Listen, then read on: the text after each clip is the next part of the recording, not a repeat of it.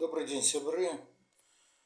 Вы уже заўважылі, што я свае выклады праводжу на беларускай мове альбо па-расійску. Для тых, хто разумее як мінімум па-беларуску, некалькі слоў пра асаблівасці польскай мовы.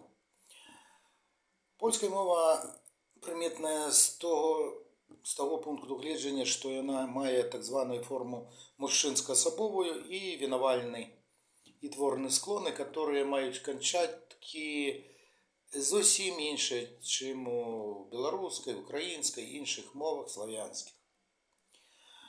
Асаблівасці гэтыя заключаны ў падручніку Блянкі Канопкі, маёй улюбёнай настаўніцы двуязычнай асобы, которая размаўляе бегла па-расійску і па-польску. І падручнік гэты файны менавіта тым, што в этом падручніку заключаныя ўсе характэрнасці, уласцівасці, асаблівасці польскай мовы, з которым вы азнаёміцесь. І па заканчэнню гэтага падручніка, ён не такі вялікі, вельмі просты, правілы там завуаляваныя, яны неяўныя, вядома, маса практыкі, акрамя таго награння, то значыць MP3 вы будете слухаць, чытаць, паўтараць, слухаць, чытаць, паўтараць.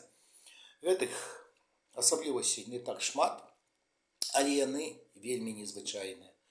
Вы з імі азнаёміцесь, і ежели вы валодаеце хоцяж бы тэарэтычна, то значыць на слух беларускай мовай, то успомніўшы беларускую, вы уже практычна будете амаль всю граматыку польскай мовы ведаць.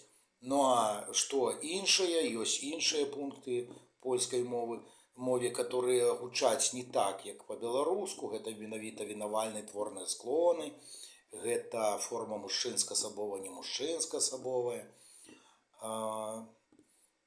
Дапоўніўшы гэтыя веды, практычна вы валодаеце ўжо ў практыцы.